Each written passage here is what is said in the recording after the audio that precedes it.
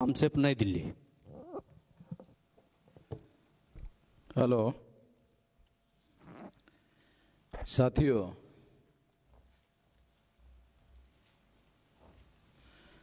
उधर दे दो मेरे पास में। वाह, लॉकडाउन एक अवसर है, सरसंघ चालक ये कहना क्या संकेत देता है? अथवा साकेत पर कब्जा करने के लिए समतलीकरण के नाम पर बौद्ध स्तूप को नष्ट कर दिया एक मंथन।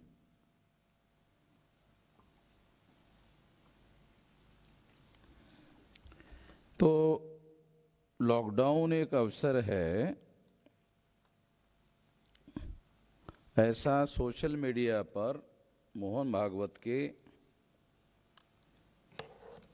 साइट पर ये लिखा हुआ मैसेज आ रहा था। लोगों ने उसको देखा, तो आप ध्यान से इसको पढ़ लो। लॉकडाउन एक अवसर है, जिसको अंडरकरंट समझ में नहीं आता उसको इसका कोई मीनिंग समझ में नहीं आता। जिसको अंडरकरंट मालूम है उनको ही इसका अर्थ समझ में आता है। सत्ता में डायरेक्ट आरएसएस नहीं है। सत्ता में आरएसएस का जो पॉलिटिकल विंग है वो है। उनको मैसेज है कि लॉकडाउन एक अवसर है और सत्ता तुम्हारे नियंत्रण में है, तो इसको अवसर मानो और इस अवसर को अवसर मानकर उस पर अमल करो। तो 14 से 19 तक केंद्र में बीजेपी की पॉलिटिकल, आरएसएस की पॉलिटिकल विंग बीजेपी की सत्ता थी। एजुकेशन पॉलिसी उन्होंने 5 साल में लागू नहीं किया। 5 साल थे, 5 साल में कुछ भी नहीं किया। एजुकेशन पॉलिसी राजीव गांधी के दौरान जब लाई गई थी, सारे देश भर में डिस्कस डिबेट करवाया गया था। ये आपको याद होगा, हमने खुद किया सारे देश भर में। वो घूमता था तो हम भी घूमते थे उसका काउंटर करने के लिए।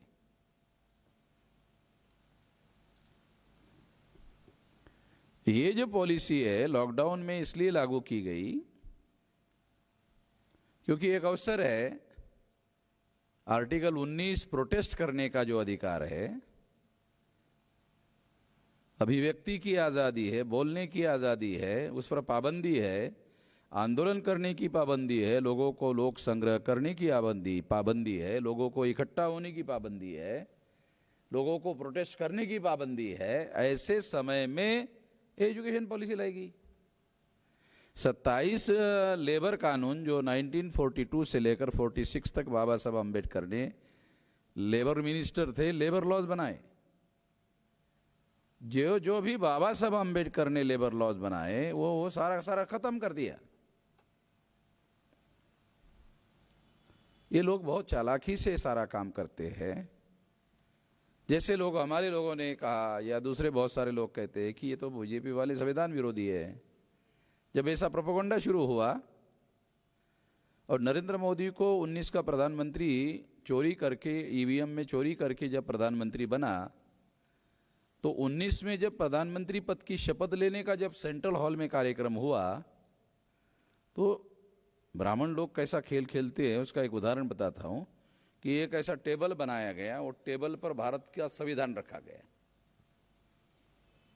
अब टीवी पर पता नहीं आपने देखा कि नहीं देखा, टेबल बनाया, उसके ऊपर संविधान की कॉपी रखा गया और शपथ विधि करने को जाने के पहले नरेंद्र मोदी वहां आया।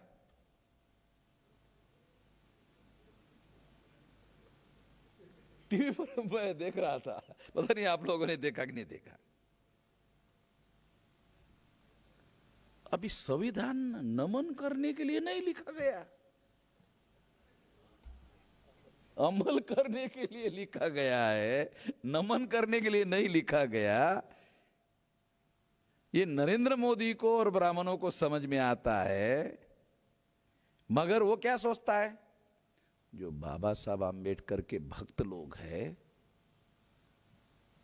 जब मैं उनके सामने नमन करूंगा तो वो मेरे प्रचारक बन जाएंगे।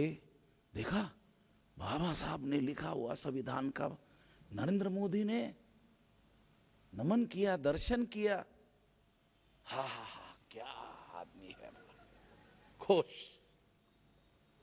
पता ही नहीं चले ये नमन करने के लिए नहीं लिखा गया, ये अमल करने के लिए लिखा गया। जब अमल करने का मामला आता है तो जस्ट उसके विरोध में कम कर। पार्लियामेंट बनाया डिस्कस करने के लिए, डिबेट करने के लिए, और उसके बाद कानून पास करने के लिए।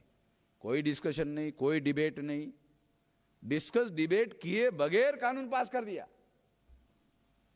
अगर डिस्कस डिबेट के लिए अवसर नहीं है तो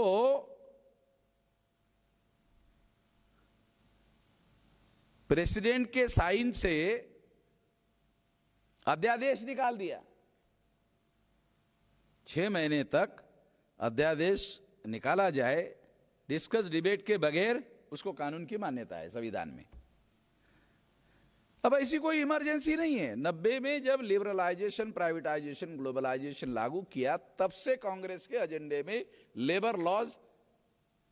लेबर लॉज में सुधार करने का एजेंडा कांग्रेस के एजेंडे में पड़ा हुआ है। किसानों के लिए भी कानून बनाने का एजेंडा कांग्रेस के एजेंडे में पड़ा हुआ है, रेडी है।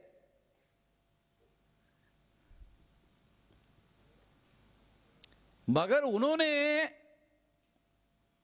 क्योंकि दिन ब दिन कांग्रेस कमजोर हो रही, तो उनके अंदर इतनी हिम्मत नहीं थी कि अगर ये लागू किया तो कांग्रेस का और बेच के सक जाएगा।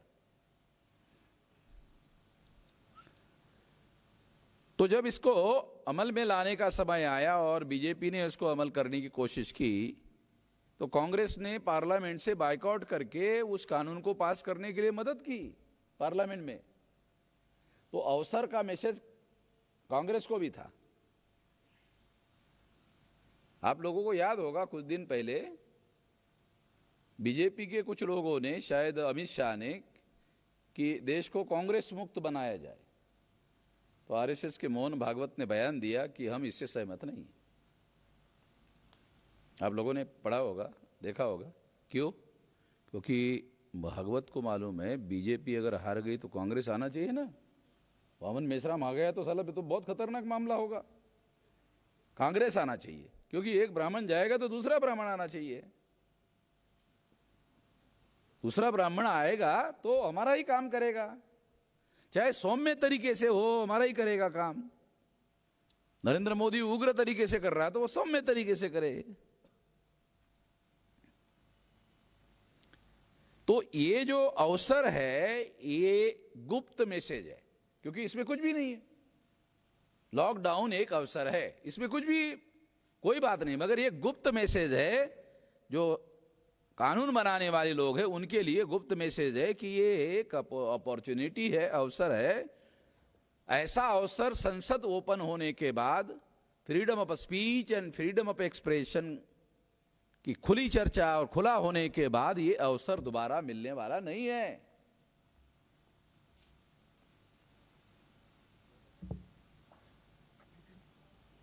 भी क्या है, करंट है?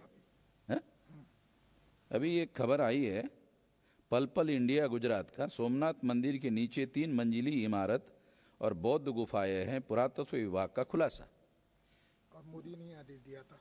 हाँ, और मोदी ने आदेश दिया था। मैं दूसरा कह रहा हूं, ये तो हम क्या कहते, ब्राह्मणों का कुछ है ही नहीं। वो जमीन के ऊपर ऊपर आए तो जमीन के नीचे इनका क्या मिलने वाला है? मैं तो ये कई बार कह चुका हूं, उनका कोई है ही नहीं।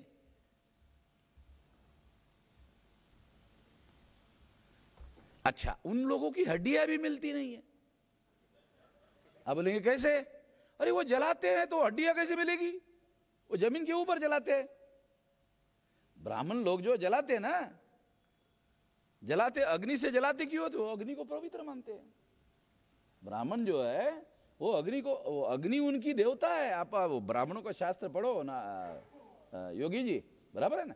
ब्राह्मणों के देवताओं में अग्नि का उल्लेख है। अग्नि देवता, अग्नि देवता है। शादी करते हैं तो वो वेदी में अग्नि प्रज्वलित करते हैं, उसको घुमाते हैं। हाँ हाँ, वो अग्निहोत्री ब्राह्मण है। तो अग्नि जो है उसको वो देवता कहते हैं, अग्नि को पवित्र मानते हैं। हाँ, अर्थात हाँ, ये बात सही है योगी जी। बपोती नहीं है मगर कब्जा किया हुआ है, ये समस्या है। हमारी समस्या क्या है? बपोती नहीं है, गरीब से गरीब आदमी भी खाना पकाने के लिए अपने घर में अग्नि पैदा कर सकता है।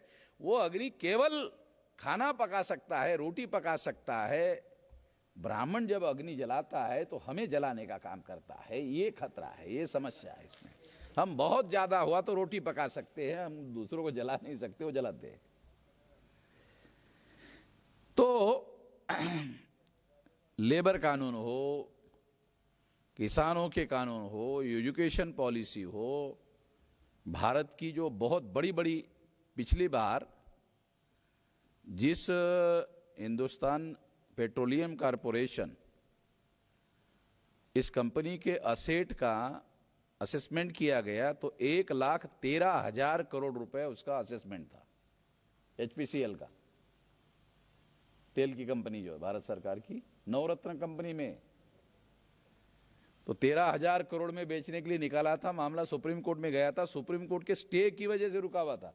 अभी खबरें आ रही कि उसको बेच दिया गया। अभी जवाहरलाल नेहरू जो ये उरण के पास में जो पोर्ट ट्रस्ट है वो बेच दिया गया, खबर आया 2 दिन पहले।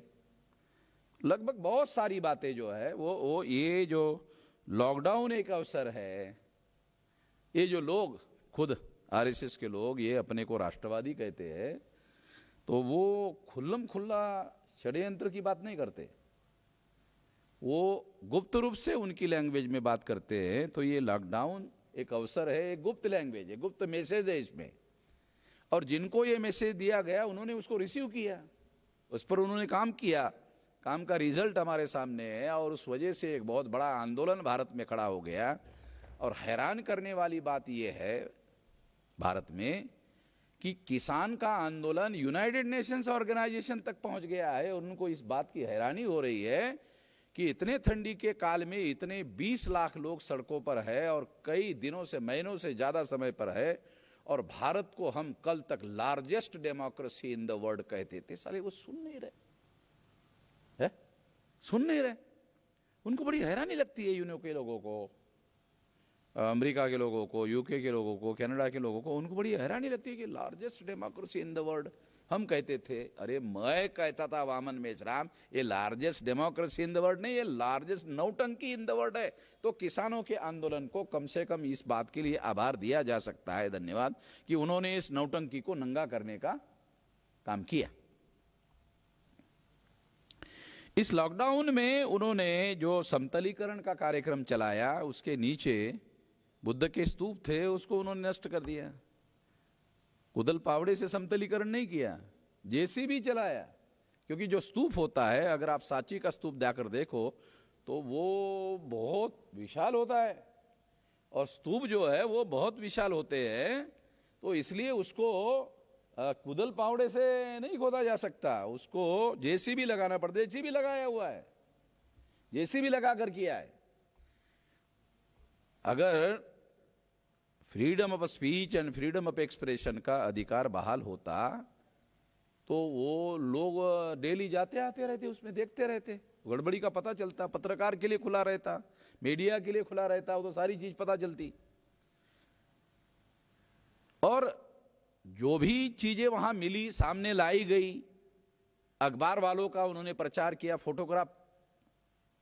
फोटोग्राफ में आमलक पब्लिश किया। वो आमलक तो वाराणसी में, गया में जब खुदाई हुई तो उसमें उसी तरह का आमलक मिला, जैसे बुद्ध विहारों में होता है, उस तरह का सेम। उसको उन्होंने कहा कि ये शिवलिंग है, शिव मंदिर है, ऐसा कहा। ये शिव के पिलर है। शिव के पिलर कभी 4 अष्टकोणी नहीं होते हैं। और एक बात है कि जो शिवलिंग होता है उसको पिलर थोड़ी होते हैं, उसके पिलर नहीं होते। तो उन्होंने ऐसा कहा, चलो थोड़ी देर के लिए मान लेते, आपको जल्दी पता चल जाए, चलो ठीक है। वो शिव मंदिर था। राम मंदिर कहा था? तुम खुद ही कह रहे हो कि ये शिव मंदिर था, चलो तुम्हारी बात मान लेते। राम मंदिर कहा था? कहा था? राम मंदिर तो था नहीं। अरे राम मंदिर को तो छोड़ो, अयोध्या में लल्ला है ना, लल्ला, वो गोरखपुर से मंगाया गया। अयोध्या में लल्ला नहीं मिला। लल्ला जो रखना था ना मस्जिद में, राम लल्ला, उसकी मूर्ति पोद्दार के घर से लाई गई। विलास बराबर है ना? पोद्दार के घर से, इतना डिटेल एविडेंस है हमारे पास। पोद्दार के घर से, गोरखपुर से राम लल्ला, यानी अयोध्या में राम का लल्ला जन्म हुआ ना, अयोध्या में जन्म हुआ तो वो मूर्ति अयोध्या में ही मिलनी चाहिए ना। मगर अयोध्या में लल्ला नहीं मिला। ये नॉर्थ इंडिया में बच्चे को लल्ला बोलते हैं, पंजाब में काका बोलते हैं, है? हमारे महाराष्ट्र में बंटी फंटी बोलते हैं, हाँ, बाड़िया बोलते हैं। मतलब अलग अलग राज्यों में वो नहीं मिला। अयोध्या में भाई जन्म हुआ ना, तो अयोध्या में मिलना चाहिए ना राम लल्ला। वो नहीं मिला, जमीन के ऊपर नहीं मिला। जमीन के नीचे नहीं बोल रहा हूं, जमीन के ऊपर नहीं मिला। जमीन के अंदर मिलने का तो सवाल ही नहीं है। जमीन के अंदर शिव मंदिर मिला, ऐसा झूठा प्रोपेगेंडा किया, वो भी सही नहीं है। क्योंकि जो चीजें मिली उसका डॉक्यूमेंट्री एविडेंस हमारे पास है, पुरातात्विक प्रमाण हमारे पास में है, और आर्कियोलॉजिकल सर्वे ऑफ इंडिया के रिकॉर्ड में डॉक्यूमेंट है। वो पब्लिश नहीं किया गया, मगर पार्टी मुसलमान थी, इसलिए मुसलमानों ने कहा कि अरे आप हमको तो दिखाओ, रिपोर्ट दिखाओ। तो उनको तो दिखाना पड़ता था, तो इसलिए उनको दिखाया गया। उनको कहा गया किसी को मत देना, तो इन्होंने कहा हाँ नहीं ठीक है, किसी को नहीं देंगे। अब मुसलमान जब सुप्रीम कोर्ट में हार गए, तो हमने कहा अब तो हार गए ना, अब तो दे दो। क्यों विलास, बराबर है ना? अब तो हार गए ना, अब तो मामले खत्म हो गया, समझौता का भी मामला खत्म हो गया, तुम्हारे और उनके बीच में जो कोई अंडरस्टैंडिंग था वो भी मामला खत्म होगा। अब तो दे दो। दे दिया उन्होंने, तो हमारे पास सबूत है, क्योंकि वो आर्कियोलॉजी ने पब्लिश किया नहीं। उसमें सारे के सारे सबूत जो है वो बुद्धिस्ट के हैं, और वो सबूत हमारे पास है।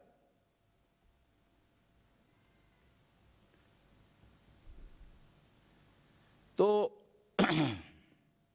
ये सारी बातें ये सिद्ध करती है कि ये सत्ता के बल पर जो ब्राह्मणों का वर्चस्व है, ब्राह्मण धर्म का वर्चस्व है, विषमता का वर्चस्व है, अन्याय अत्याचार का वर्चस्व है, समता स्वतंत्रता बंधुता और न्याय के विरोध का वर्चस्व है, वो सत्ता के बल पर ही संभव है। मतलब शक्ति के बल पर ही संभव है, अन्यथा संभव नहीं है।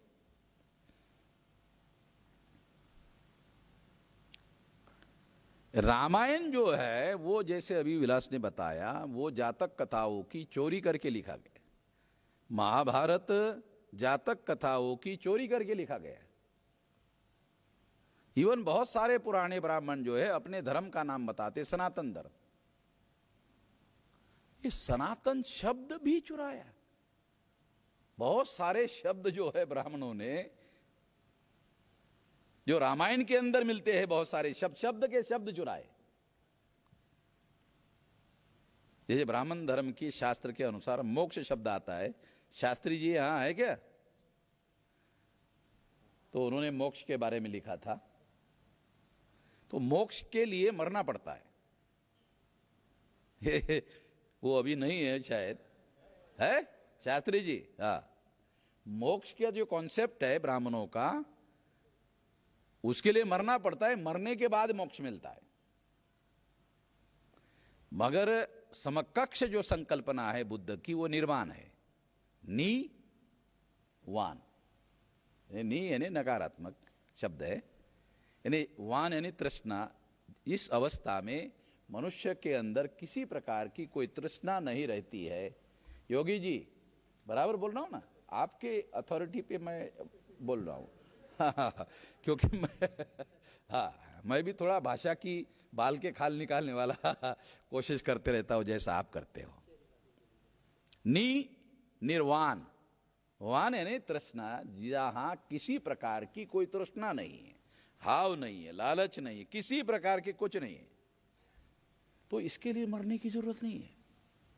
बुद्ध कहते हैं कि निर्वाण की जो अवस्था है वो अवस्था आपको जीवन में ही उपलब्ध होती है, और बुद्ध को यही उपलब्ध हुई थी। तो ऐसी ये शब्द रामायण महाभारत में ऐसे बहुत सारे शब्द है जो उधर से सारे के सारे चुराए हुए हैं। सनातन शब्द भी कभी कभी ब्राह्मण बोलते हमारा धर्म क्या है, हमारे धर्म का नाम क्या है, वो बोलते हैं सनातन धर्म। सनातन क्या है, सनातन शब्द का अर्थ क्या है? आप लोगों को बहुत सारे, किसी को भी पता नहीं होगा, अभी पहली बार मैं भी सनातन शब्द का अर्थ बताऊंगा। योगी जी, सनातन शब्द का अर्थ जो है, अभी सनातन शब्द का क्या अर्थ है? दुनिया में जिस आदमी का जन्म हुआ उसका मृत्यु होगा, यह है सनातन। जिसका जन्म हुआ उसका मृत्यु तय है।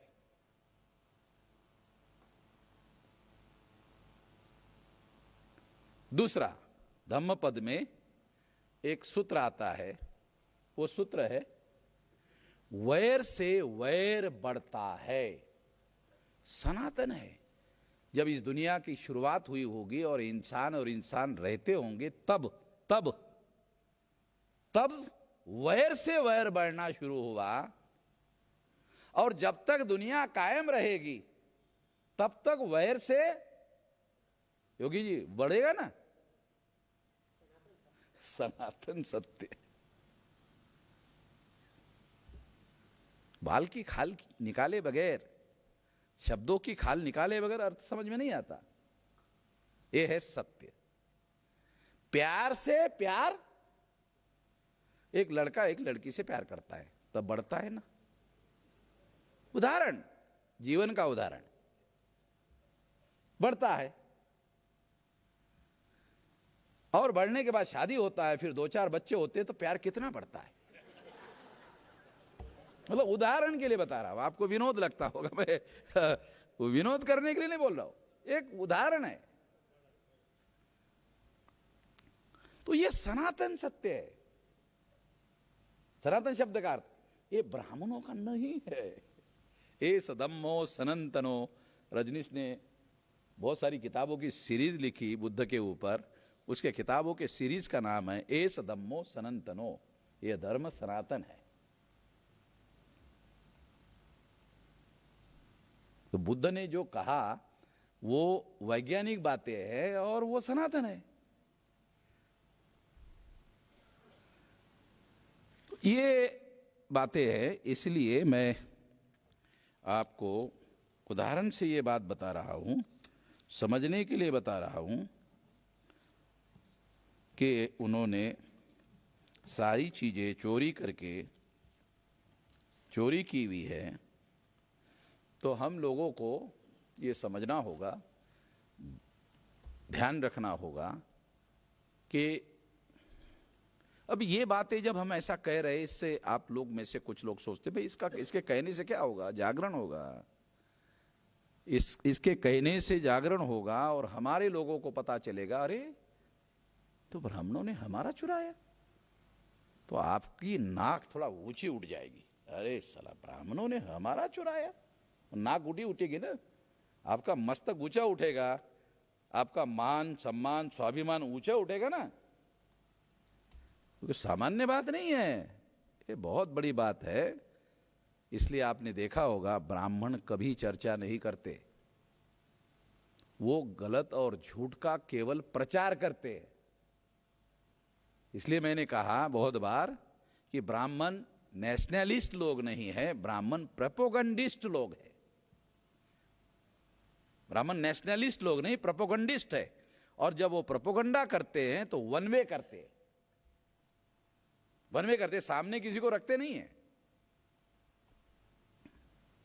उनके मेरिट का सिद्धांत भी वन वे ही है, वो अकेला ही दौड़ता है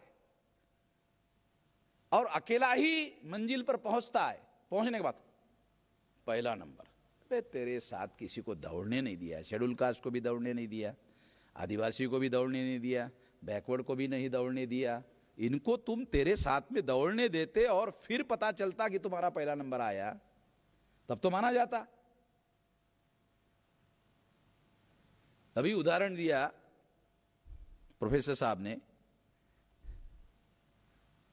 बेताड़ सर ने, कि हमारे शेड्यूल कास्ट के जो लड़के हैं लड़कियां हैं उनको 200% से 200% मार्क, और उसको फेल कर दिया, वो फ्रस्ट्रेशन में सुसाइड कर दिया। तो इसका क्या मतलब है? हमारे से कॉम्पीट तो कर नहीं रहे हो तुम। फिर ऐसे लोग जीवन जिंदा रहेंगे तो इनसे कॉम्पीट करना पड़ेगा, तो उनको मरवा देने का काम कर रहे हो। कोई दुनिया में कोई ऐसा देश है, दुनिया में कोई ऐसा देश है दुनिया में जो अपने ही देशवासियों को बेहतरीन क्वालिटी का एजुकेशन नहीं देना चाहिए ऐसा निर्णय करता है? अमेरिका में जाओ, यूरोप में जाओ, तो वो बहुत बड़े पैमाने पर बजट एजुकेशन के लिए रखते हैं, उस तरह के कानून बनाते हैं, उस तरह का माहौल बनाते हैं, उसको प्रमोट करते हैं, क्योंकि उनको मालूम है, उन्होंने ही उस कानून को बनाया, बौद्धिक संपदा को, कि बुद्धि जो है एक संपदा है, एक असेट है। किसी चीज का रिसर्च होगा, रिसर्च पर कोई चीज बनेगी तो सारे दुनिया में उसका मार्केटिंग होगा, तो दुनिया में हमारा नाम होगा। और अमेरिका का जो डॉलर है, जब वो चीज अमेरिका में रिसर्च होगी, उसका चीज में रूपांतरण होगा और दुनिया वाले उसको खरीदारी करेंगे, तो उनको डॉलर की जरूरत होगी, तो डॉलर की डिमांड बढ़ेगी, डिमांड बढ़ेगी तो अर्थशास्त्र का सिद्धांत है, जिस चीज की डिमांड ज्यादा बढ़ती है उसका रेट बढ़ जाता है। तो दुनिया में सबसे ज्यादा महंगा डॉलर क्यों है? अमेरिकन डॉलर महंगा क्यों है? डॉलर तो ऑस्ट्रेलिया में भी है, डॉलर जो है कनाडा में भी है, डॉलर जो है न्यूजीलैंड में भी है, मगर ऑस्ट्रेलिया के डॉलर की कीमत अमेरिका के डॉलर के बराबर नहीं है। न्यूजीलैंड के डॉलर की कीमत, कनाडा के डॉलर की कीमत अमेरिका के डॉलर के बराबर नहीं है। क्यों? क्योंकि अमेरिकन डॉलर की डिमांड है, कनाडा या न्यूजीलैंड के डॉलर की डिमांड नहीं है। अगर अमेरिका से चीज खरीदनी है तो अमेरिकन डॉलर हमारे पास चाहिए, तो हम अमेरिकन डॉलर देंगे, क्योंकि उन्होंने नियम बनाया है तुम्हारा रुपया नहीं चाहिए। जापान वाले लोग केवल लेते हैं हमारा रुपया, ये नेपाल वाले, बाकी कोई नहीं रुपया, नो नो नो, कोई रुपया लेता नहीं है।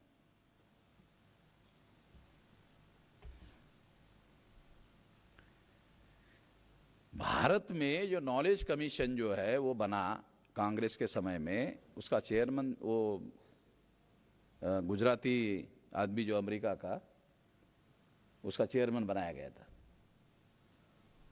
उसका नाम मुझे अभी याद नहीं है, राजीव गांधी के समय में आया था। तो उसने अपने रिसर्च रिपोर्ट में बताया कि भारत में यूनिवर्सिटी में कचरा पैदा होता है। अब कचरा क्यों नहीं पैदा होगा? जो हेड ऑफ डिपार्टमेंट है ब्राह्मण जोशी है, पांडे है, वो क्या करता है, जो SC ST OBC का माइनॉरिटी का आदमी जब रिसर्च करने के लिए जाता है, तो रिसर्च के लिए सब्जेक्ट कौन सा देता है जानते हो? वो पूछता है कौन से जिले का हो, फतेहपुर का, हाँ तो सब्जेक्ट लो। फतेहपुर जिलों में शेड्यूल कास्ट लोगों की आर्थिक स्थिति, कितना भी साला खुद काम करने की कोशिश करेगा, कितना भी खोदेगा, तो एक मराठीमध्ये म्हण आहे ना, वारकाच्या उकंड्यावर किती उकरलं तर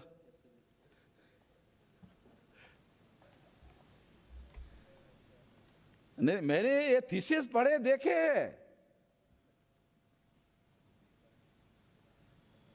अमेरिका यूरोप में रिसर्च इस तरीके से नहीं होता है। जब तुम्हारे हेड ऑफ डिपार्टमेंट ही भले ऐसे घटिया किस्म के सब्जेक्ट देकर रिसर्च करवाएंगे, पैसा तो खर्चा हो जाएगा, मगर रिसर्च के नाम पर कुछ भी नहीं आएगा। क्योंकि ब्राह्मण ये जानते हैं कि कोई मौलिक विषय पर रिसर्च भारत में नहीं होना चाहिए।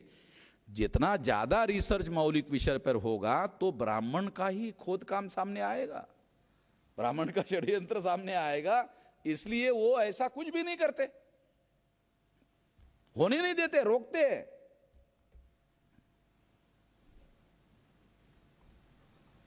तो इसलिए बहुत सारी बातें हैं, बहुत सारी बातें। आखिरी बताता हूं, कि हम बहुत सारी बात सत्य जानते हैं, मगर हमारे सत्य का वैल्यू नहीं है। आज सत्य का वैल्यू कब होता है? सत्य का वैल्यू जो है, सत्य का जो वैल्यू है, वो जब उस सत्य को अमल करने की ताकत आपके पास होती है, तब सत्य का वैल्यू होता है। ये कहते हैं ना, सत्यमेव जयते। ये पूरी तरह से सच नहीं है। सत्यमेव जयते, सत्य की हमेशा विजय होती है। तो फिर 2,500-3 हजार साल से साले ब्राह्मण कैसे विजयी हो रहे? तो ये बात सही नहीं है। सत्यमेव जयते, सत्य की हमेशा विजय होती है, ये बात सही नहीं है। जिसके पास सत्ता होती है उसकी विजय होती है। तो सत्ता बहुत जरूरी है, सत्ता बहुत जरूरी है। सत्य के समर्थन में जब तक ताकत नहीं, सत्य के समर्थन में तराजू में जब शक्ति नहीं लगाएंगे, तब तक सत्य वजनदार नहीं होता। तो पिछले 42-43 साल से वो ताकत सत्य के पीछे लगाने के लिए हम लगे हुए हैं। और अभी हमारे पास ऐसा कह सकते हैं कि हाँ, हमारे पास कुछ ताकत है, कुछ शक्ति है। और रहा वो विलास खरात का जो कहना है कि हमको जो उसकी लड़ाई है, तो मैं तो ये लॉकडाउन उठने की राह देख रहा हूँ। तो फिर मैदान खुला होना चाहिए। ये चुपचाप तरीके से जो आर्गुमेंट हो रहा है सुप्रीम कोर्ट में, उसमें केस लेकर जाने का कोई मतलब नहीं। ओपन होना चाहिए, सुप्रीम कोर्ट ओपन हो, आमने सामने बहस हो, जज सामने बैठ करके हम सुनवाई करें और फिर हम लोग सुनेंगे। तो फिर उसके बाद में केस जो है वो दायर किया जा सकता है। एक फ्रंट सुप्रीम कोर्ट के लेवल पर ओपन किया जाए, ये सोचकर कि उधर न्याय मिलता है नहीं मिलता है, ये बात सत्य है तो उनको नंगा करने का मौका मिलेगा ना। सबूत को ये मानते कितना है, नहीं मानते कितना है। क्यों? क्योंकि अगर केवल मैं इंडिविजुअल हूं और वो डिनाई करते हैं तो मुझे चुप रहने के अलावा उपाय नहीं है। मगर मेरे पास तो राष्ट्रव्यापी संगठन है, अगर उधर डिनाई करते हैं तो मैं उनको मैदान में लेकर जाऊंगा नंगा करने के लिए। तो इसीलिए ईवीएम मशीन पर 24 अप्रैल 2017 को मेरे केस में सुप्रीम कोर्ट ने मेरे फेवर पर निर्णय दिया। अगर 8 अप्रैल 2019 को कांग्रेस ने सुप्रीम कोर्ट में केस जाकर लेकर अगर निर्णय बदला नहीं होता, काउंटिंग का निर्णय बदला नहीं होता, तो बीजेपी की सरकार नहीं आती 2019 में।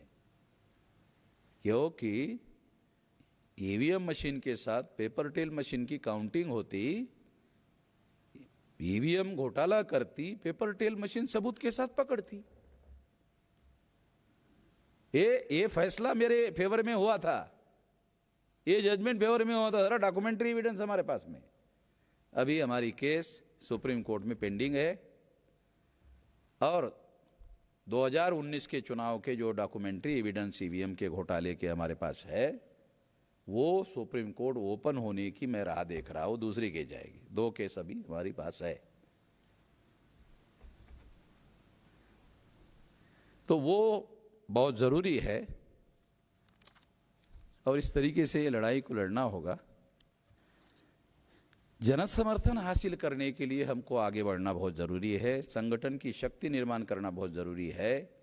संगठन की शक्ति निर्माण संगठन की शक्ति निर्माण करना, शक्ति का अनुपातिक उपयोग और प्रयोग करते रहने का, फिर उसके बाद संगठन की शक्ति और बढ़ाने का, जन समर्थन और बढ़ाने का, और आगे आगे बढ़ते जाने का। 1920 को गांधी जी ने कांग्रेस का नेतृत्व किया और 27 साल वो समर्थन बढ़ाते